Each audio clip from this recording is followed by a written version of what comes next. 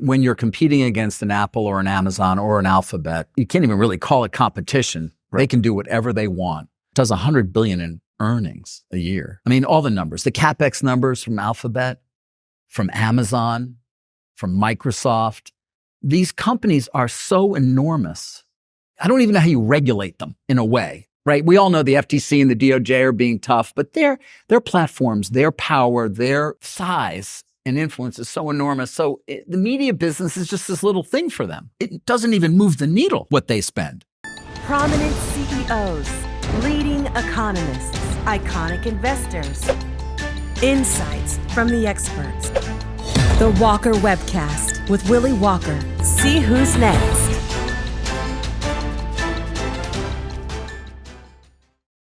It's a real pleasure to have my friend David Faber here with us tonight.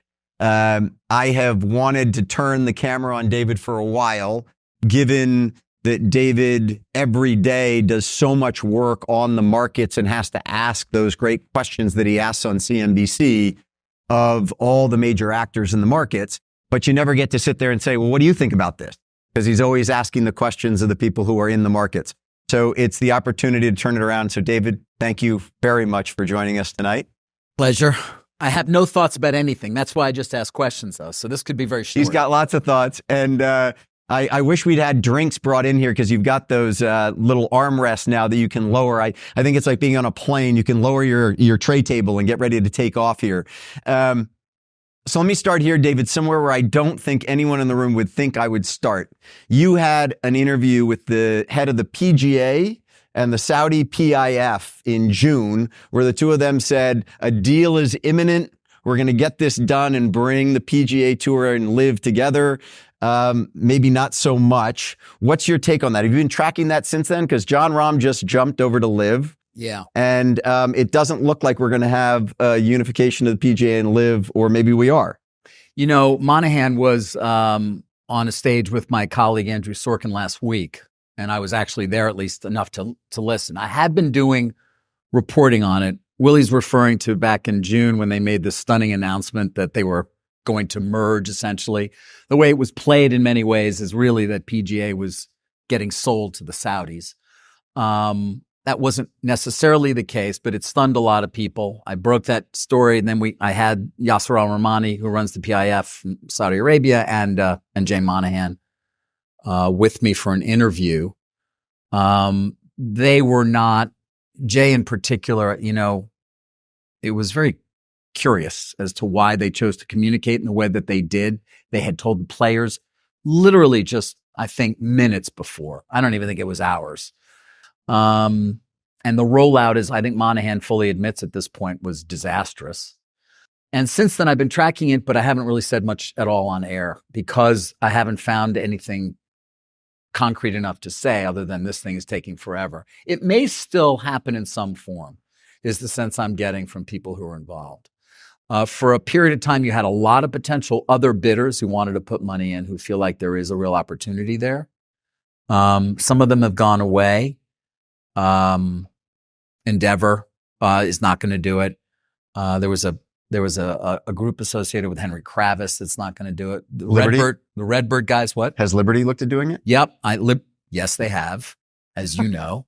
I'm allowed to ask questions without you telling everyone that I know the answer to the question. But we don't know whether they're really going to bid. Correct. I think Greg Maffei, who runs Liberty, is interested, but they're always interested. But whether they're actually going to be there in a significant way, I don't know. So you said, and Redbird, I think, is perhaps one of the more, if not more, substantial potential bidders. But LIV is still there, and the players have become much more important, as they should have been from the very beginning, in the whole process. So it's Tiger and it's Rory. And it's been fascinating to just watch since then. Randall Stevenson stepped down.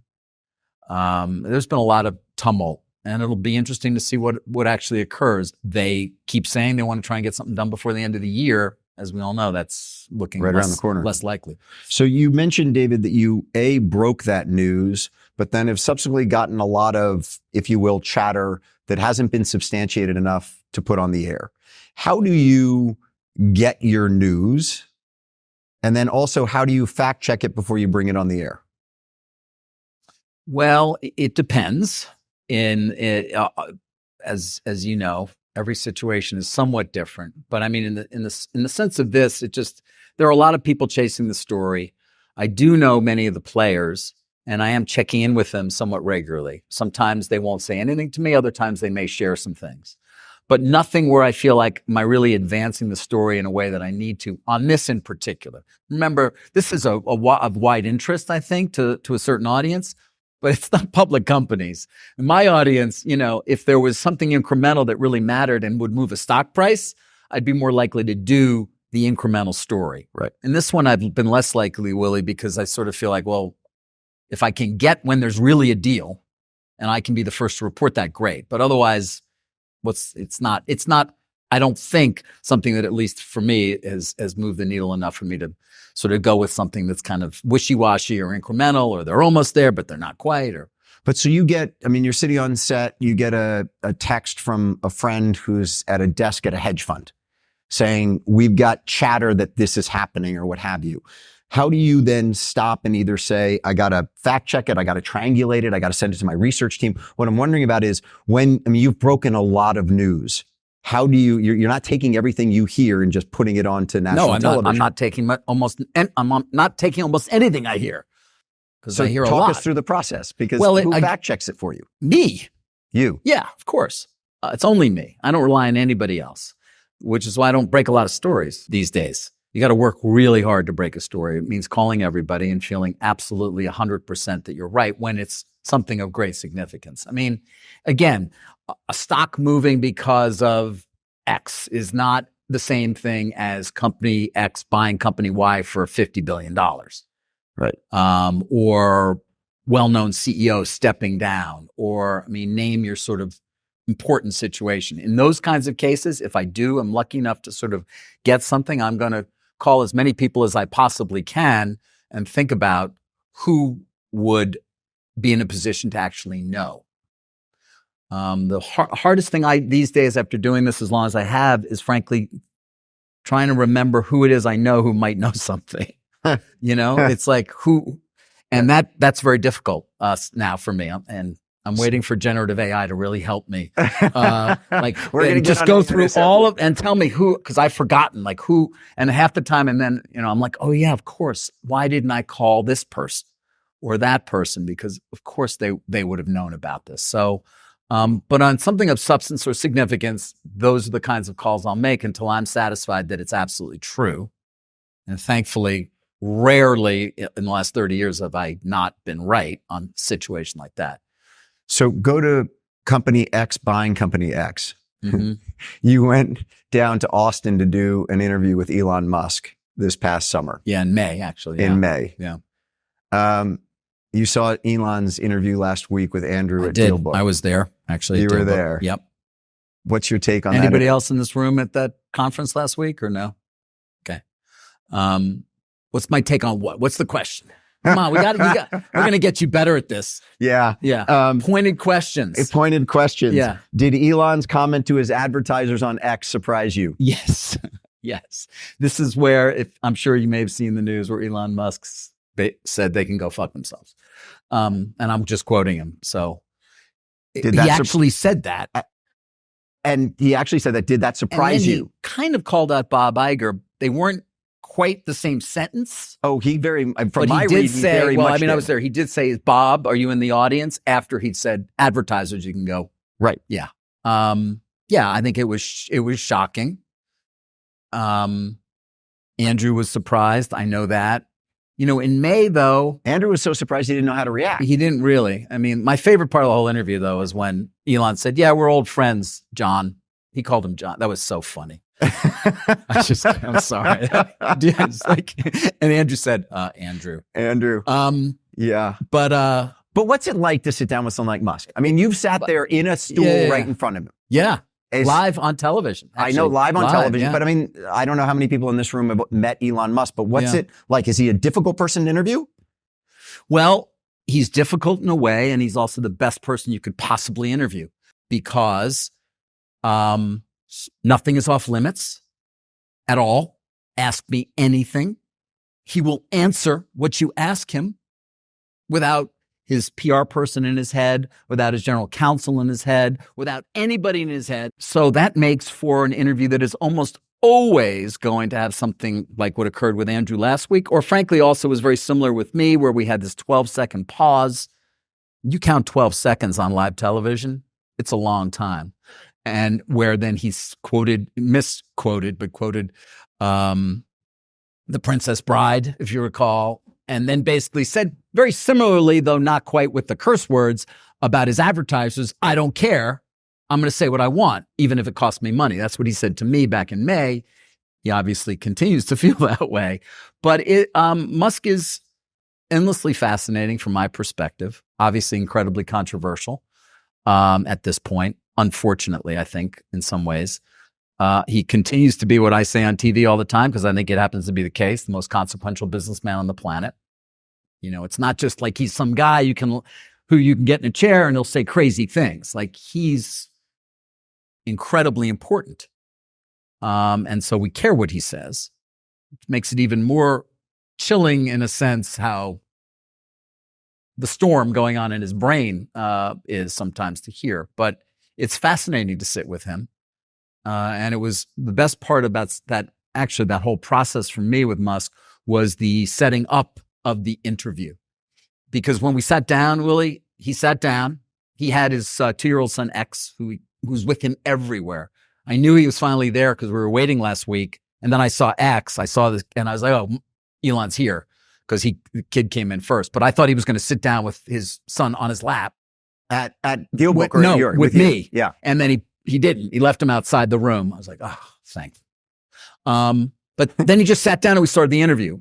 I guess my point is that my real interactions with Musk were in the months prior to the interview, were the phone calls that we had, were the discussions we had prior to that.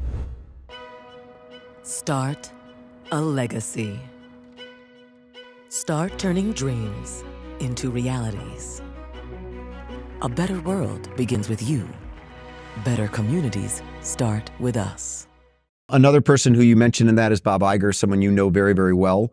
I guess the first question on Bob, you came out to Sun Valley last summer and did an interview with Bob that broke some news. That he was a little tone deaf to the Screenwriters and Actors Guild and got himself in a lot of trouble after his comments to you. But then the second thing was that they were going to spin off cable. A couple questions on Iger. First of all, round 2 on his leadership of Disney, as effective round 2 as he was on round 1? I think jury's still out. I think it's harder than he thought it was going to be in some ways, as he indicated to me. Willy's referring to this interview that I did with Iger last summer in July, where we were in Sun Valley.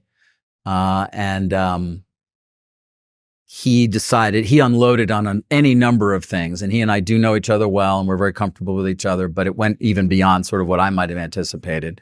He did say at the time, at least, that certainly ABC was potentially a sale candidate.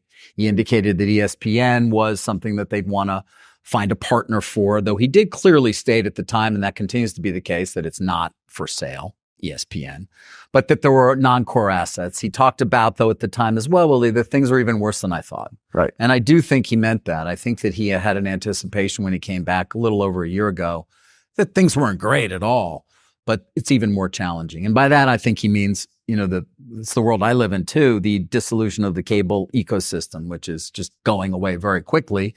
It has been going away quickly, but we all thought it would sort of slow. Instead, it's sped up. And that's putting a lot of pressure on the business. Obviously, all of these companies are trying to develop a direct-to-consumer business, can really make money and have a real margin. Netflix is the only one that can do it right now.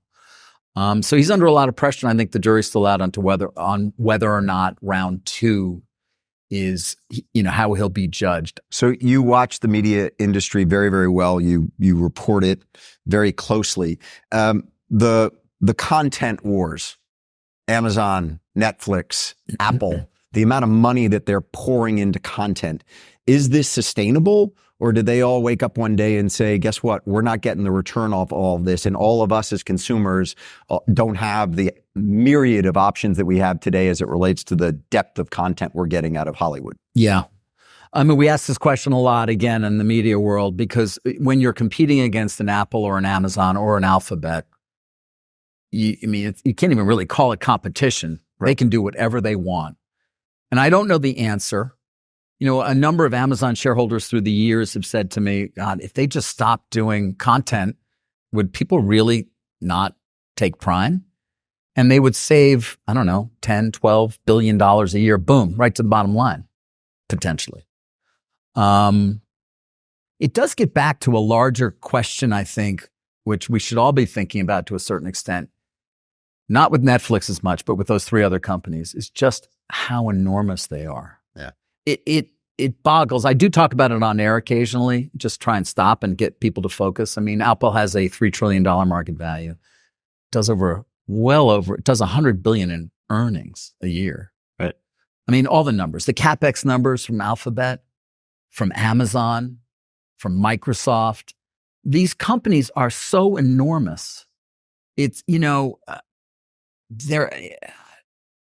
don't even know how you regulate them in a way, right? We all know the FTC and the DOJ are being tough, but their platforms, their power, their size and influence is so enormous. So the media business is just this little thing for them. Right. I mean, it doesn't even move the needle what they spend.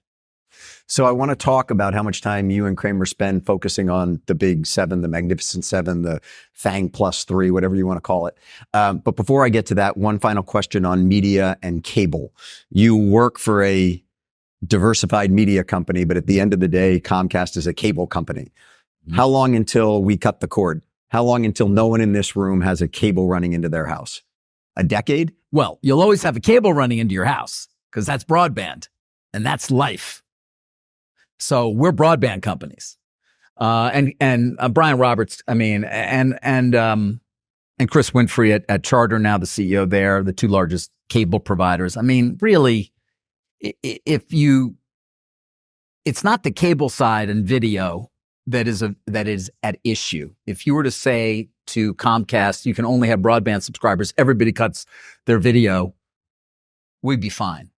Where it hurts is NBC. Right. It's all the sub fees. It's why we're all trying to figure out all sorts of different revenue models or ways to raise revenue. And obviously so many are going to direct to consumer general entertainment. But, you know, so you'll always have broadband. In fact, you're going to want more and more and more and more of it, right, to do what you need to do. Broadband is being threatened a little bit right now by fixed wireless, 5G fixed wireless. Verizon offers it. T-Mobile offers it, but it's capacity constrained. They offer it, you have to give them your address specifically, and they offer it where they know that they have a lot of capacity. Maybe they got a lot of towers, they don't have a lot of subscribers, but over time, they're going to want to sell more subscriptions to the phone because the margins on this are not nearly as good. So that's going to peter out, but right now it's competing. And then you've got the overbuilders, which is the AT&Ts of the world, which are building fiber. Again, not to deliver video per se, but what's broadband these days? Broadband's everything. So no, I mean, the cable business, so to speak, that you're talking about, where I have cable and I pay for a package and I get all these channels that I don't watch, that's going away every day, more and more. But on that, just final thought on that. Basically, we've gone down to two newspapers in the United States, the New York Times and the Wall Street Journal. You all have differentiated yourselves as the go-to business channel. Does it all consolidate down to that and you guys? I mean, in the sense isn't there something of the brand of CNBC that says that you are the winner there and kind of I watch a lot of you streaming to my iPhone. I'm not sitting at home plugged into my television. I'm getting it on my iPhone, but I'm still getting your content. Yep. I mean, that's the challenge. And yeah, I would hope that our brand, like other brands in certain areas, will take us to this new world. We're getting there, but the transition for all of these businesses is very hard because the cable ecosystem, and I was out in Denver with Malone recently as well, sort of the father of it all in some ways, was an incredible business for 25 years.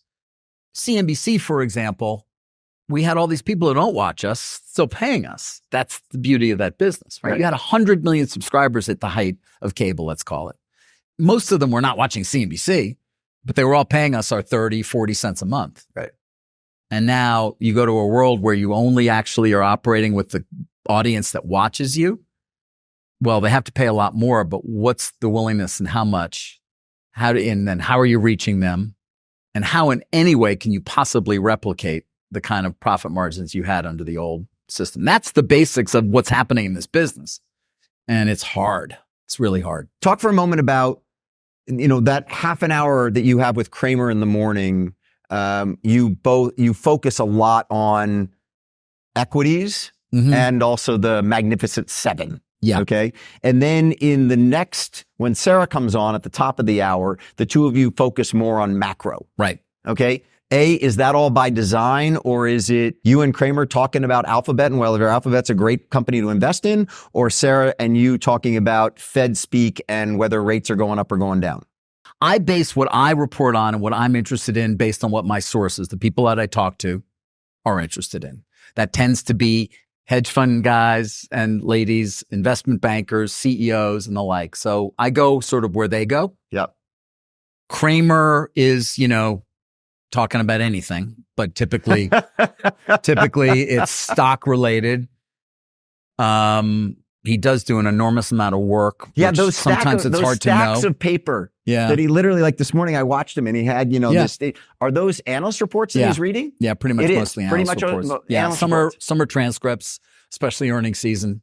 Their calls, their earnings calls. But it's mostly analyst reports. And the back and forth between the two of you. Yeah. Completely natural. Yes, absolutely. There's nothing scripted in the show that we do that first hour. Actually, the second hour either, really. But to answer your question, I mean, Jim's there. Obviously, he loves talking about stocks. I'm going to try and go a little deeper on certain things that I may have found some things out about, or at least provide context or some analysis around. Sarah loves macro. Yeah. And so I'm like, great, have at it. And I like to listen to what she has to say and follow up with questions to her.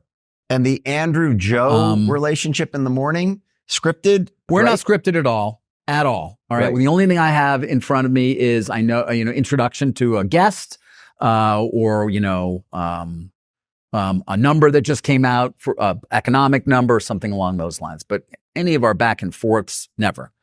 We have the show we know kind of what we'd like to hit during the course of the show, but frankly, we go all over the place. It's nice. It's a great freedom.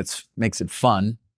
It's something we started, I think, frankly, I started with Joe Kernan 28 years ago when we launched Squawk Box. Then it was sort of unique. Now everybody does it, but then we were petrified, but we were like, okay, well, let's just talk, about, and let's not rely on having something written. And that was sort of a unique moment, I think. It was before Morning Joe. It was before a lot of these kinds of shows. You went down and did a special on ExxonMobil. I want to talk about oil generically, but two questions on that. One, will you keep doing those types of long format analyses of companies like ExxonMobil? Does that format work on cable these days? Mm-hmm. And then second of all, when you went down to tour and see ExxonMobil, what was the most impressive thing you saw as you toured their operations, or they took you out to see a drilling field or whatever else? I mean, I don't think most people in this room get to go see the inside of an operation like ExxonMobil. Is there something you saw that just was like, wow, this is what a massive corporation with massive capabilities can do? Yes.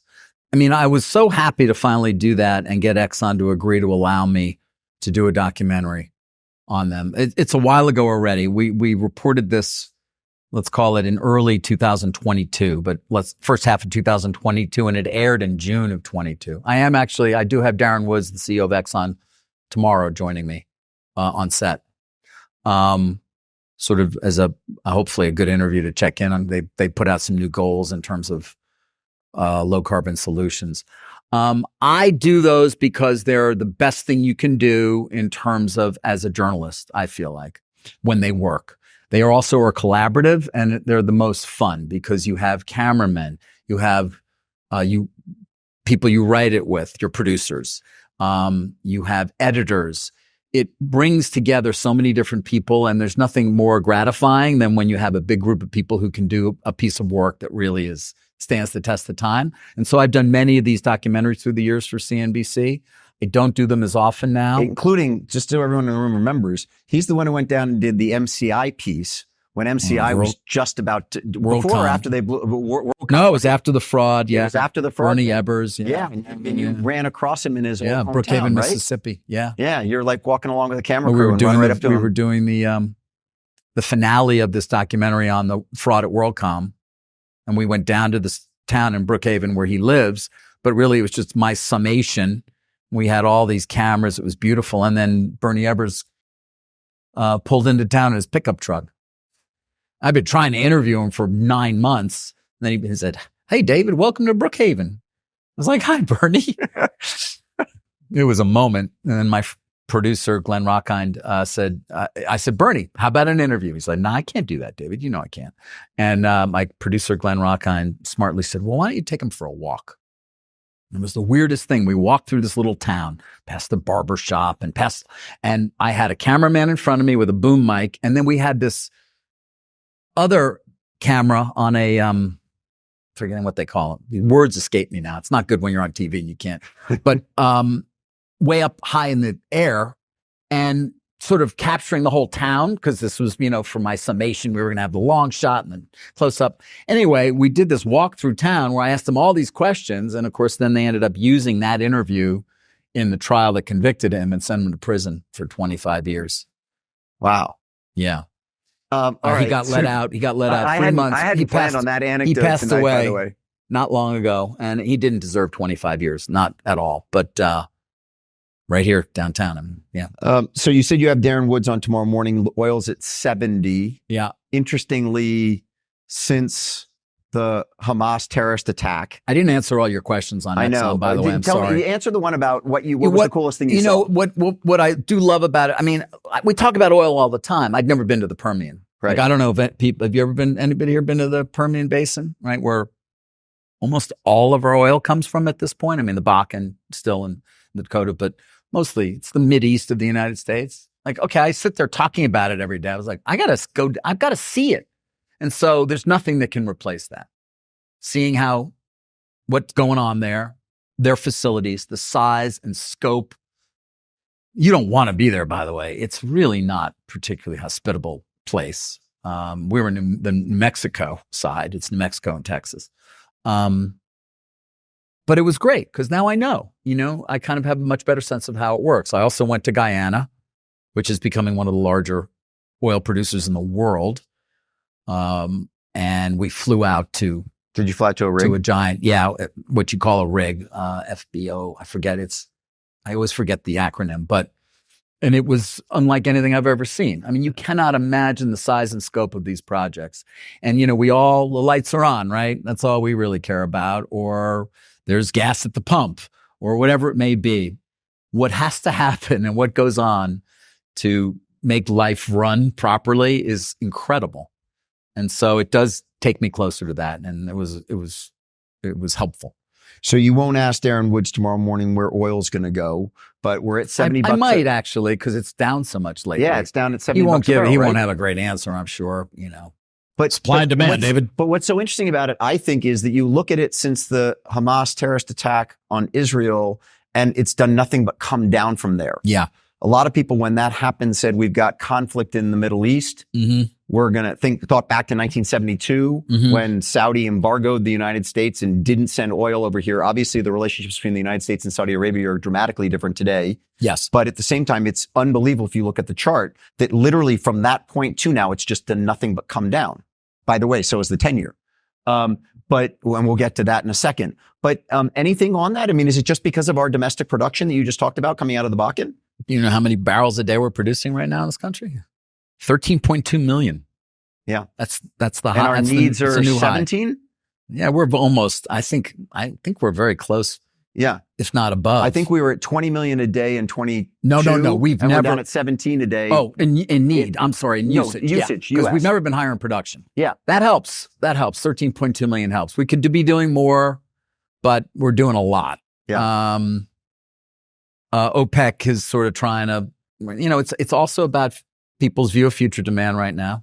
Right. That's why the January contract, I think, is trading where it is. And there is still a view that things are slowing.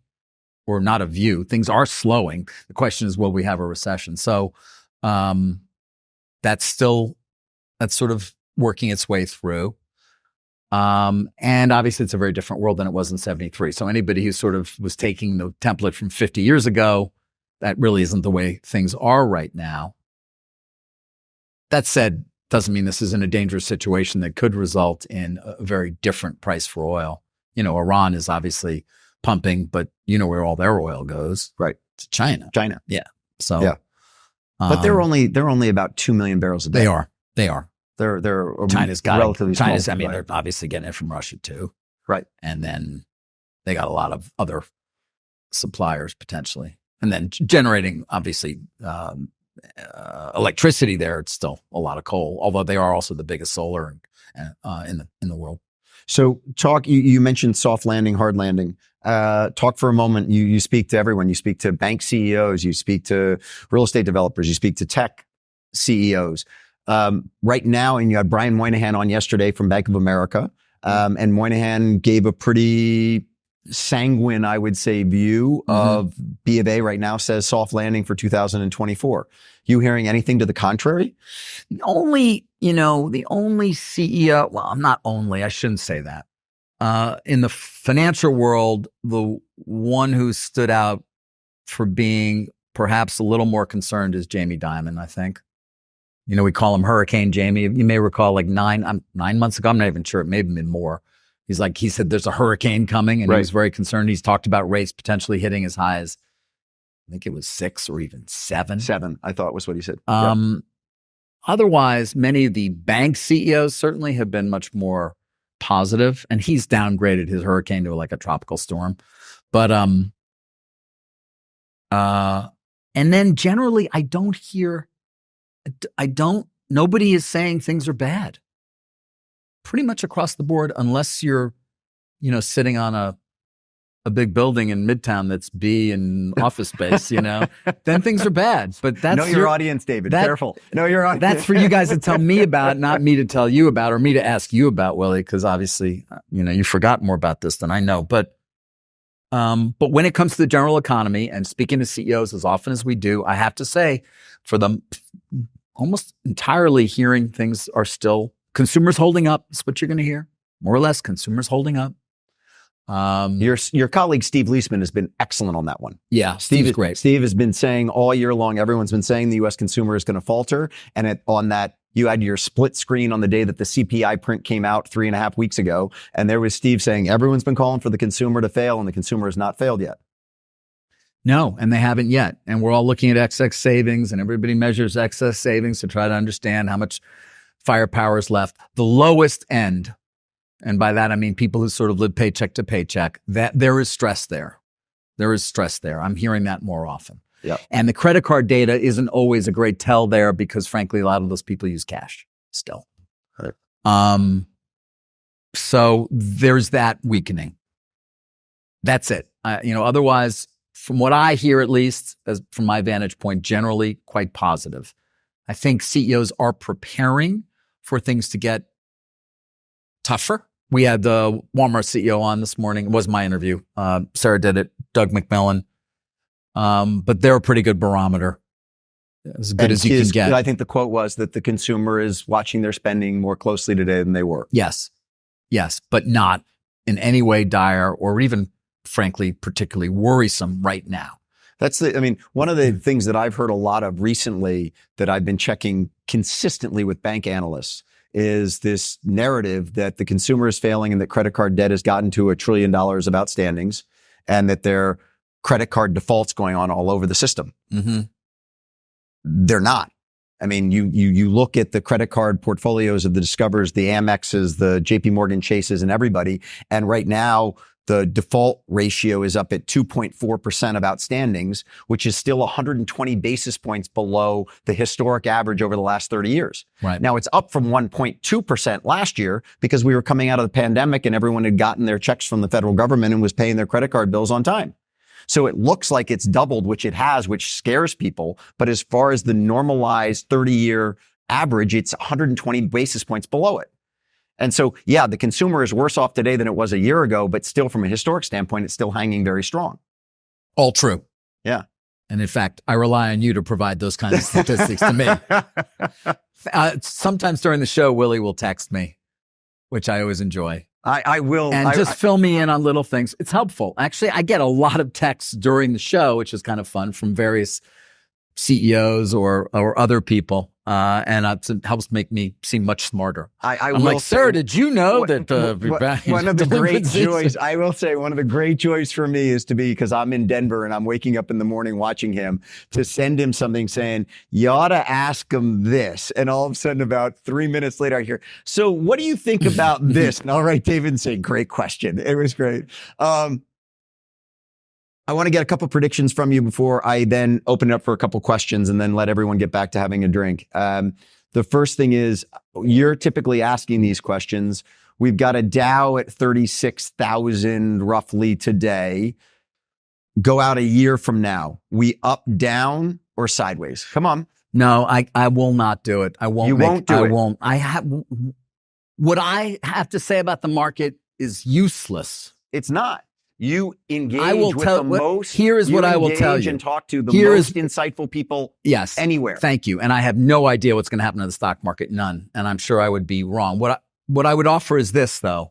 I think, and I'm starting to hear this more often, and it's something we all should be thinking about, although public markets they're not great. They're not working that well. I don't think they're as reflective of fundamentals as they should be. The power and size of these algorithmically driven firms, the Citadels, the D.E. Shaws, the Two Sigmas, the Renaissance, Millennium, those algorithms. I mean, some days I'm sort of like, I don't know what's going on here. Like, this doesn't make sense. And I'm sure, I know that it's the quants, it's algorithms that are doing this. And that's only going to increase. The fact you asked earlier, why do we talk about 7 stocks? Because they represent 30% of the S&P's market value. Right. That's also not great. I mean, that's one of the great. There's some market structure issues that's what I will tell you. We're going to be hearing more about that next year than we did this year. Do you think we'll hear about that? Do you think Gary Gensler and Elizabeth Warren will get the memo? I don't know. It's a good question. You tell me, is Gary Gensler going to still be standing in front of his fireplace? I'd love that.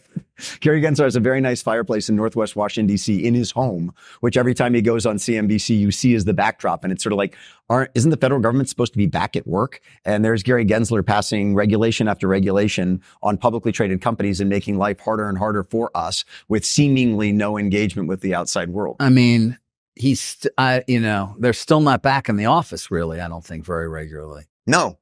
But I mean, he hasn't been on lately. I gave him a lot of, I actually asked him, I'm like, are you ever going to get out from in front of the fireplace? And he gave all these reasons why they're operating great and the SEC and everything's working well and everybody's happy. And then he hasn't come back on. No, not with me. Yeah. I don't know that we're going to hear more about market structure concerns or the power of these algorithmically led firms. I mean, they're doing well. The money flows to them to a certain extent. Mutual funds continually underperform. Hedge funds underperform, at least those that are not, as I'm describing. This whole issue on private capital versus public capital is a very big one. Huge. And what you're getting Washington doing is driving more and more companies to stay in the private market or be bought by a private equity firm versus going public. And the burden that they're putting on publicly traded companies is making it so fewer companies want to be public. And then the irony of the whole thing is that someone like Elizabeth Warren wants the common shareholder to be able to benefit from the equity markets. But she's blocking that out by making them all stay as qualified investors in private equity funds. Yeah, all true. And then you've got the enormous growth of private credit, right? Yeah. Which is now enabling so many companies, as you point out, to stay private forever. Right. Or to go private. And that's only going to continue. Private credit has gotten a lot more, it's getting more scrutiny. Obviously, the banks are yelling and screaming about it because it's disintermediated them in a lot of different areas. And they're talking about a lack of regulation. But, the private credit guys are coming back with some pretty strong arguments as to why they don't deserve the same level of regulation. Again, I think that will be that will continue to ramp up in terms of focus next year.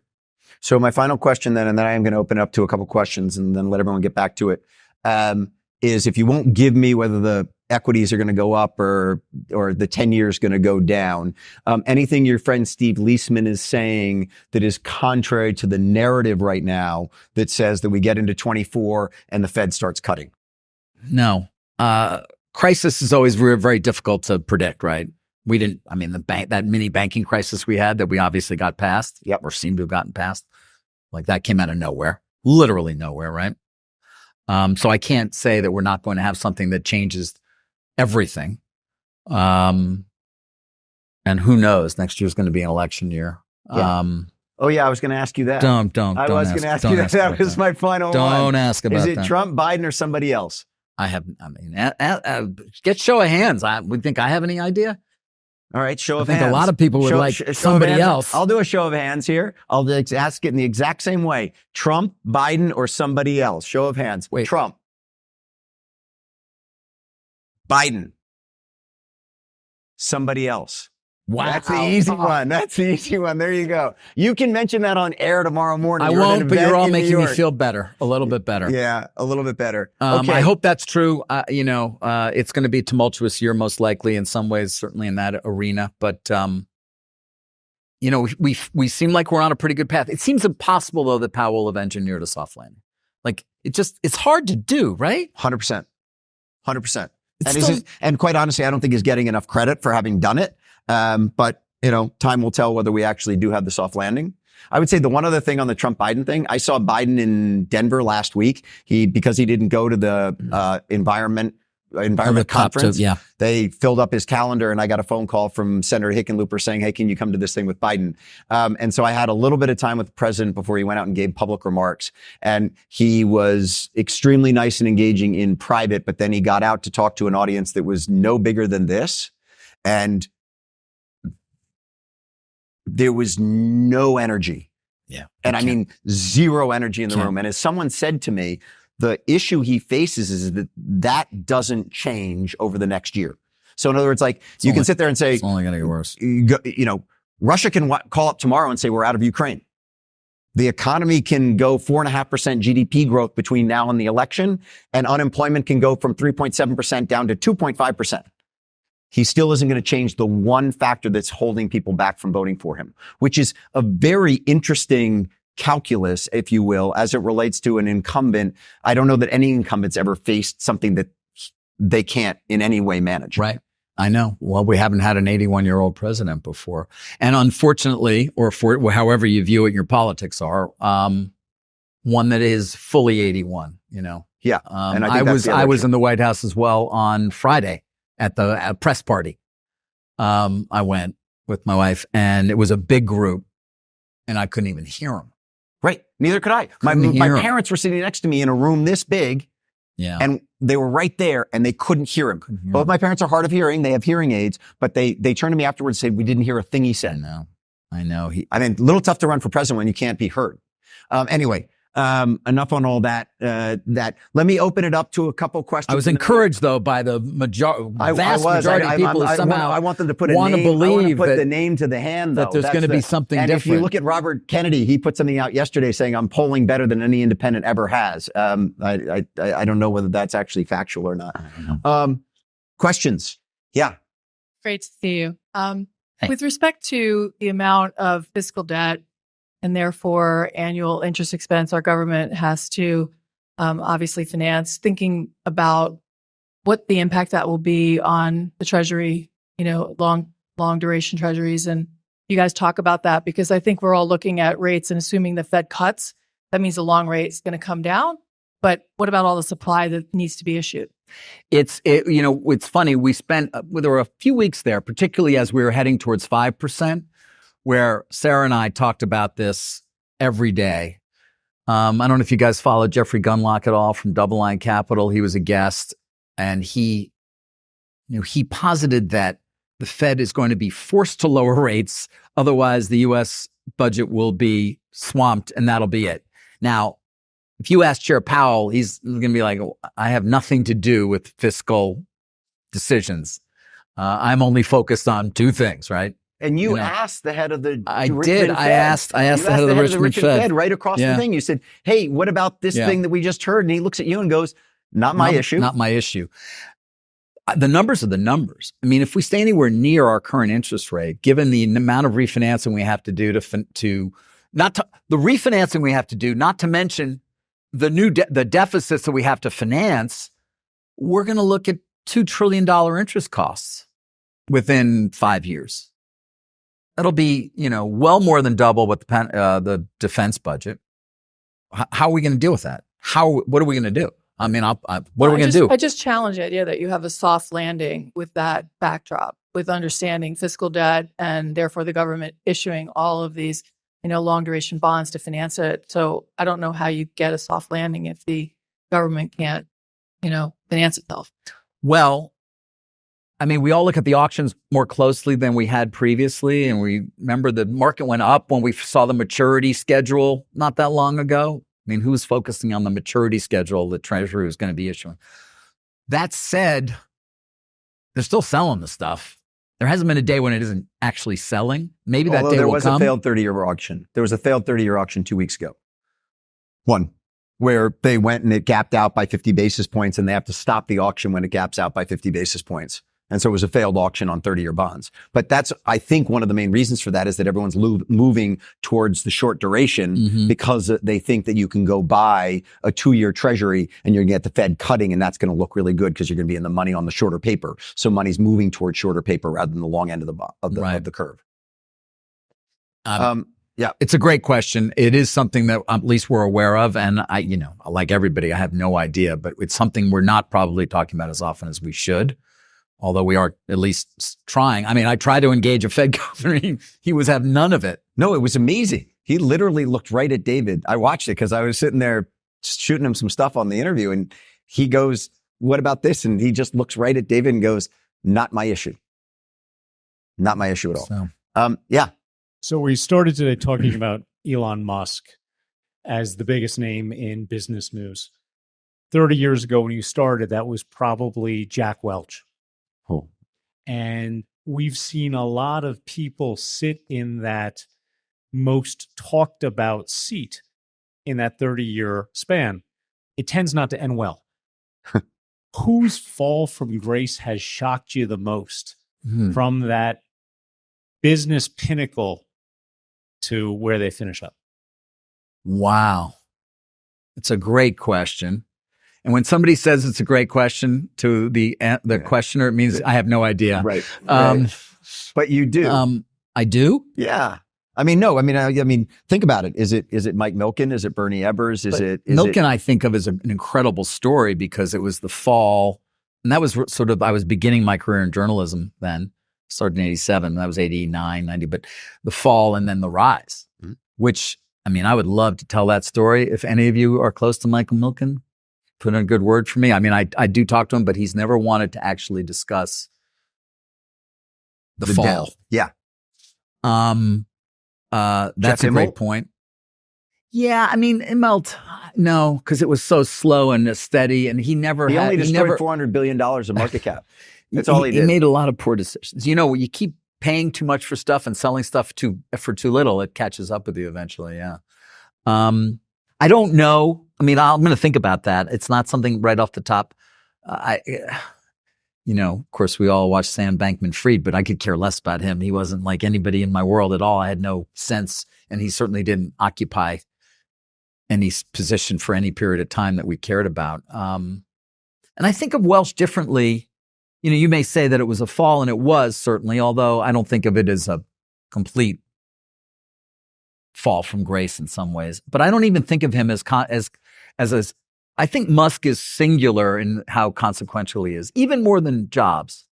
Even more, I mean, maybe not his impact per se, but right now he's connected in so many different ways. Obviously, Tesla will sell more Model Y than any car in America and sells clearly more EVs than any company. We're launching, he's launching satellites all the time. He is basically the main provider of those services to NASA and on from there. I mean, he's so critical to the effort in Ukraine because of Starlink. So he's sort of unique. And obviously, I forgot about Twitter, One issue where he still has great influence potentially. I just, so are we watching his decline? I do think, I worry. I wonder whether he's going to, like, something bad's going to happen with him. The one thing your interview with Musk brought out was his statements about autonomous vehicles and how he believes that an autonomous vehicle is going to be worth 5x what a normal vehicle is because of A, the time it frees up, but B, because it's going to drive you to the office and then it's going to go work while you're in the office. Yeah. And I just think about that and the implications for parking. Yeah. Because all the people in this room are in the real estate industry. Like, we're all building buildings as far as multifamily as well as office and retail that have a certain number of parking spaces per user. Yeah. If his vision comes true, and by the way, you pushed him on this in your interview and you said, when do we have fully autonomous vehicles? And he said this year. I know, but he said it every year for the last 7 years. Exactly. No doubt. And it will happen eventually. It's going to happen eventually. And whether or not his vision of robo-taxis, essentially where, you pay more for it, but basically you're splitting revenues with Tesla. Right. Which just increases the margin dramatically because when you're not using it, it's out there being used. Right. Whether that ever comes to full fruition, I think is unclear. I remember at least it must be 6-7 years ago, I was Travis Kalanick. Remember that name? Uber, founder of Uber. And I was having a meeting with him and it was in an office somewhere and he's looking out at the streets of Manhattan. He said, there are not going to be any garages. And it was like 2017. Right. I think it was before they went public. So I don't even remember, frankly. But it's like next year or 2 years, he was promising by 2020 or 21, the streets of Manhattan would be full of autonomous vehicles. And he's like, think of it, no garages. And then he also said something I didn't know. He's like, and the hospitals. I'm like, what about the hospitals? He's like, nobody's going to get injured in car accidents. The emergency rooms are going to be empty. I'm like, that's weird. I don't know if that's true. But so we're still waiting. And obviously, I don't know what he's up to anymore. All right. On that, David, thank you.